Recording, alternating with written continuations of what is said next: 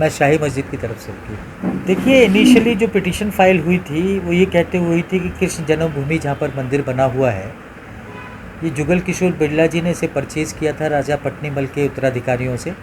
और वो एरिया था 13.37 एकड़, और उस पर ये भव्य मंदिर का निर्माण किया गया। अब पिटिशनर्स का ये कहना है कि ये 13.37 एकड़ जो जगह खरीदी गई, उसी के एक भाग पर शाही मस्जिद बनी हुई है,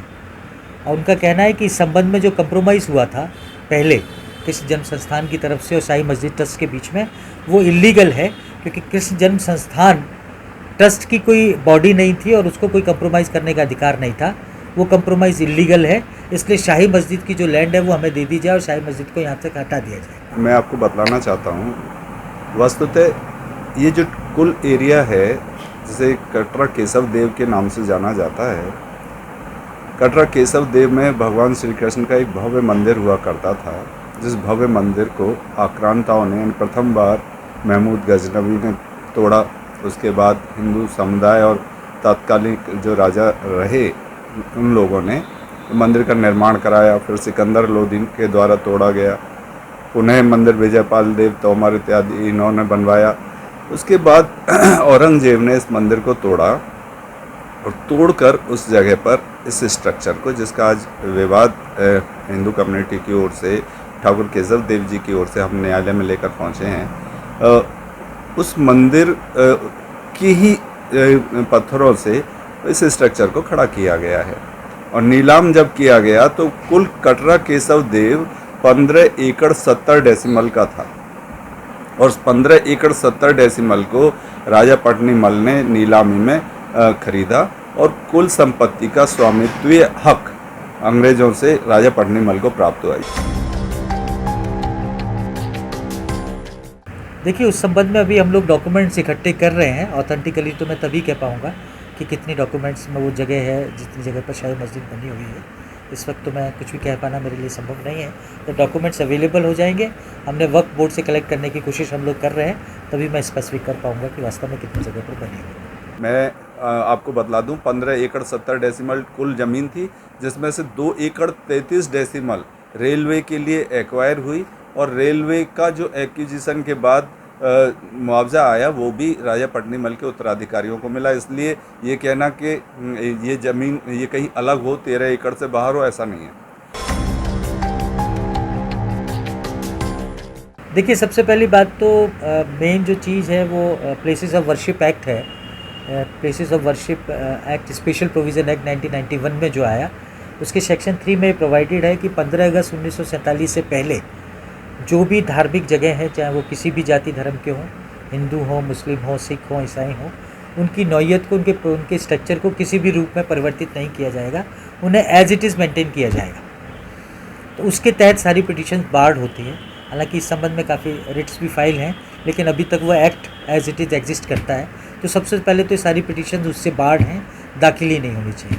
इसके अलावा फिर हैं, अगर अनफॉर्चुनेटली वो हमारे अगेंस्ट में तय होता है, तो उसके अलावा हमारे पास लिमिटेशंस की प्लीज़ हैं, सेक्शन 92 की प्लीज़ हैं, वक्फ एक्ट की प्लीज़ हैं कि जैसे इन्होंने वक्फ बोर्ड को पार्टी बनाया, तो लीगली वक्फ बोर्ड के खिलाफ मुकदमा अगर फाइल होता है तो उससे पहले प्रायर नोटिस दिया जाना चाहिए। वो भी बहुत सी पिटिशन्स में इन लोगों में से किसी ने नहीं दिया, तो इन लीगल ग्राउंड्स को लेते हुए हम इनकी पिटिशन्स को अपोज करें। मेरे अनुसार प्लेसेस ऑफ वर्शिप एक्ट लागू नहीं होता है। सेक्शन 4 का जो प्रोविजो है, इसका सब क्लॉज 2 यहाँ डिस्ट्रिक्ट जज मथुरा ने डिस्कस किया, उस अगर 4 के सब क्लॉज 2 को अगर एक बार बेयर रीडिंग कर ली जाए तो उससे साफ हो जाता है कि मथुरा कृष्ण जन्म स्थान पर ये अप्लाई नहीं करेगा। मैं उस एक्ट के उस क्लॉज को भी आप लोगों के सामने स्पष्ट कर देता हूँ, और ये बहस हम कोर्ट के समक्ष करेंगे कि यहाँ प्लेसेस ऑफ वर्शिप एक्ट लागू नहीं होगा। ज़रा सेक्शन 4 का सब क्लॉज 2 गौर करें, और ये है places of worship act, nothing contained in subsection 1 and subsection 2 shall apply to. अब जरा बी को देखें, एनी सूट, अपील और other proceeding with respect to any matter referred in subsection 2 finally decided, settled और disposed of by a court, tribunal और other authority before the commencement of this act. तो बड़ा simple है कि इस मसले में ये मुद्दत पहले तय हो चुका कि प्रॉपर्टी की मिल्कियत जो है एक तो सेवरल मुकदमे चल चुके और ये भी तय हो चुका कि प्रॉपर्टी की मिल्कियत हिंदू पक्ष के साथ है केशव देव जी के जरिए और ट्रस्ट के जरिए। एक और दूसरे पहलू से कहना चाहूँगा कि अगर दूसरे एस्पेक्ट से भी अगर देखें कि प्लेसेस ऑफ वर्शिप एक्ट जिसकी ये आड़ लेने की कोशिश कर रहे हैं, प्लेसेस ऑफ वर्शिप एक्ट का अगर प्रोविजन को फर्स्ट में भी जाते हैं तो वो भी कहीं ना कहीं इस चीज़ को स्पष्ट करता है कि जन्म स्थान के मसले में ये कहीं लागू नहीं होगा। तो प्लेसेस ऑफ वर्शिप एक्ट को जो बार बार आड़ लेने की कोशिश की जा रही है उससे यहाँ जन्म स्थान वाला मसला कहीं भी हिट नहीं करता। और ये हमें पूरा विश्वास है कि चूँकि जनपद न्यायाधीश मथुरा ने इस विषय पर अपना डिस्कशन लेते हुए एक उचित आदेश पारित किया हुआ है। एक और पहलू से चले जाएँ, 1968 के उस कंप्रोमाइज़ जो फाइनली 73 तक जाकर ख़त्म हुआ, प्रश्न ये उठ रहा है कि सिविल कोर्ट ने इस एक्ट से आने से पहले इस मसले में एक ऑर्डर पास किया। वो आदेश जो था हमारे अनुसार वॉइड एब इनिशियो है, इसलिए कि राइट्स जो थे वो कहीं ना कहीं देवत्र ठाकुर केशव देव जी में थे, या उनके माध्यम से ये मान लें कि ट्रस्ट अपने ट्रस्टीज़ के जरिए प्रबंधन कर रहा था। अब प्रश्न ये उठ रहा है कि अगर कोई ऑर्डर वॉइड एब इनिशियो है और सिविल कोर्ट से हासिल किया गया है तो उसे सिविल न्यायालय ही तो उसके विषय में आदेश पारित करेगी, उसे कहीं अन्यत्र नहीं किया जा सकता है। वक्फ का जो विषय लिया जा रहा है कि वक्फ इसमें किसी तरीके से पिक्चर में आएगा, भाई वक्फ की संपत्ति थी ही नहीं, वो तो पर्सनल प्राइवेट मिल्कियत रही, मिल्कियत हिंदू समुदाय संबंधित रही, पट्टिमल के उत्तराधिकारियों के जरिए प्रबंध ट्रस्ट के पास आई, जो भी है। लेकिन कुल मिलाकर वक्फ की तो इसलिए उसमें रोल नहीं आता कि वक्फ के पास ये प्रॉपर्टी आई कहाँ से, किसने दी वक्फ को, क्या किसी मुस्लिम समुदाय के व्यक्ति ने उस प्रॉपर्टी को अपनी मिल्कियत की होने के बाद वक्फ बना दिया क्या? ऐसा कुछ है ही नहीं। तो इसलिए वक्फ वाला जो पहलू लेने की कोशिश हो रही है, वक्फ किसी तरीके से इसमें हर्डल नहीं डालता, प्लेसेस ऑफ वर्शिप एक्ट नहीं डालता, और जिस तरीके की सुविधा हमने इस दावे में सीख करी है उस सुविधा के अनुसार चूँकि सिविल न्यायालय से एक कंप्रोमाइज़ का ऑर्डर लिया गया है, वो वॉइड एब इनिशियो तो सिविल न्यायालय ही करेगी। और लिमिटेशन के पॉइंट के ऊपर जो बार बार रेज करने की कोशिश हो रही है कि साहब इसमें लिमिटेशन का ही कोई प्रश्न आएगा, मैं कहना चाहूँगा लिमिटेशन का प्रश्न इसलिए नहीं आएगा। पहली चीज़, हिंदू कम्युनिटी ने कभी इस जगह पर अपने अधिकार नहीं छोड़े, वो लगातार क्लेम करते रहे, इसलिए कोई लिमिटेशन का प्रश्न नहीं है। दूसरा पहलू कि जिस ऑर्डर जिस जजमेंट को आधारित करके ये अपने राइट्स क्लेम करने की कोशिश कर रहे हैं वो चूँकि शून्य है, प्रारंभ से ही शून्य है, वॉइड एब इनिशियो है। चेन में लॉ इस आशय का है कि वॉइड जो आदेश शुरू से बिलाधिकार है, वॉइड एब इनिशियो है, फ्रॉड के बेसिस पर हासिल हुआ है, ऐसे व्यक्ति से हासिल हुआ है जिसको कोई राइट नहीं था, तो वो आदेश प्रारंभ से शून्य है और किसी भी समय उसे चुनौती दी जा सकती है, किसी भी प्रोसीडिंग्स में किसी भी स्टेज पर उसे चुनौती दी जा सकती है। इसलिए वो तर्क भी कहीं भी संधारणीय नहीं है। हम कोर्ट के समक्ष इसको प्रूव करेंगे। क्योंकि पिटिशनर के मुताबिक भी ये शाही मस्जिद की जो इमारत है वो 17वीं शताब्दी 1670 में औरंगजेब द्वारा बनवाई गई थी, और जो 13.37 एकड़ जगह को वो खरीदना कहते हैं वो सन 1944 में कहते हैं, जुगल किशोर बिरला जी ने जो खरीदा, और वो भी एक खंडहर की शक्ल में, जैसा कि उनका खुद का डॉक्यूमेंट है उसके अंदर ये चीज़ मेंशन है। तो स्वाभाविक सी बात है कि सन 1944 में जब आपने फर्स्ट टाइम उसे खरीदा, उससे पहले ही शाही मस्जिद वहाँ एग्जिस्ट करती थी,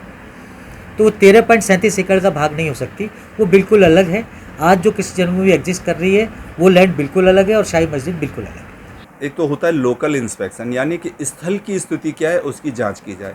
और दूसरा होता है कि सर्वे इस आशय का कि कौन सी प्रॉपर्टी कौन सी गाटा नंबर या खसरा नंबर में आती है, तो उसका एक गणितीय विधान होता है। मैं आपको सर्वे की बुक बतला देता हूँ। सर्वे का ये गणितीय विधान होता है कि जो टोपोग्राफी है मौके की, उस टोपोग्राफी को राजस्व मानचित्र में भी बिल्कुल नाप तोल के दर्ज किया जाता है। तो यहाँ जो मथुरा बांगर का नक्शा है,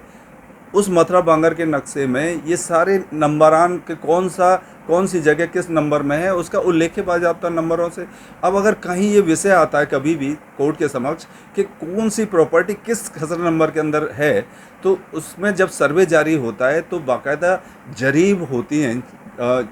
उन जरीब के जरिए उनकी एक पैमाइश मेजरमेंट होती है, उसके जरिए एक फिक्स पॉइंट निकाला जाता है कि भाई ये नंबर एक फिक्स पॉइंट होगा और उससे जरीब डल के नाप होती हुई आती है और पता चलता है कि जिस नंबर के अंदर प्रॉपर्टी है उस पूरे नंबर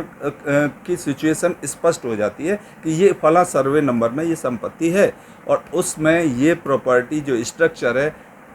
ठाकुर केशव देव जी के उन्हीं मिल्कियत वाले खसरा नंबरों में निकलेगा जो ट्रस्ट के जरिए प्रबंधित है। कितने एरिया का उन्होंने मुआवजा दिया था, कितना नहीं है, ये तो डॉक्यूमेंट्स जब एड्यूस किए जाएंगे उसके अकॉर्डिंग तय किया जाएगा कि वास्तव में जितना एरिया, क्योंकि रेलवे लाइन के लिए काफ़ी लैंड एक्वायर की गई थी, तो उसमें कौन सी टुवर्ड्स साउथ कितनी लैंड उनके पास में गई थी और कितनी नहीं गई थी, ये तो डॉक्यूमेंट्री एविडेंस को देखने के बाद ही किया जाएगा। लेकिन शाही मस्जिद के सामने वाली लैंड को जो रास्ता बना हुआ, मैं समझता हूँ उसको कभी एक्वायर नहीं किया गया। जिस समय 1968 का ये सुलह कंप्रोमाइज़ हुआ उसी समय एक एग्रीमेंट भी लिखा गया था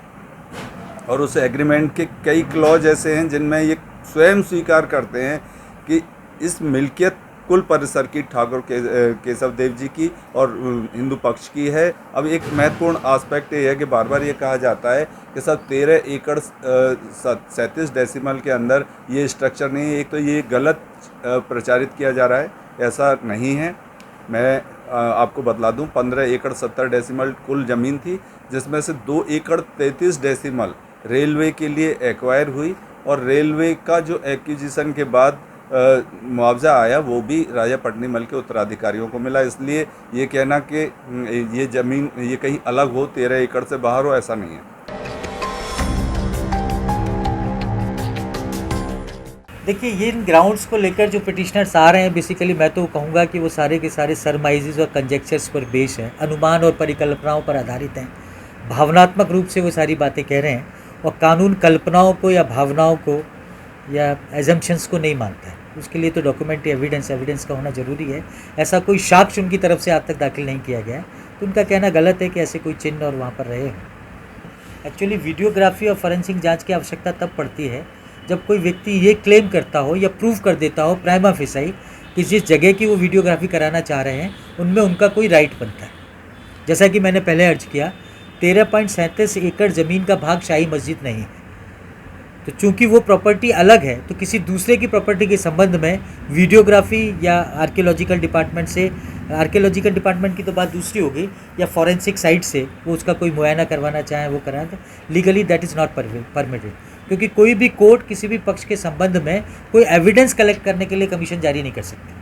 सबसे पहले तो जो लोग क्लेम कर रहे हैं कि उसकी वीडियोग्राफी कराई जाए वो इस बात के सबूत ऑनरेबल कोर्ट के सामने दें कि साहब ये एरिया, ये शाही मस्जिद हमारी मालिकाना हक की प्रॉपर्टी में बना हुआ है और यहाँ पर ये चीज़ें बनी हुई हैं, इसकी ये डॉक्यूमेंट्री एविडेंस। हाँ, वीडियोग्राफी की इसलिए ज़रूरत है,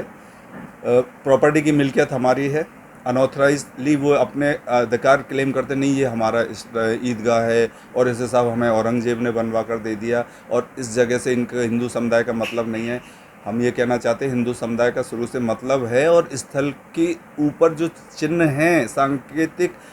तौर पर वो जिस संकेत कर रहे हैं, बतला रहे हैं कि ये हिंदू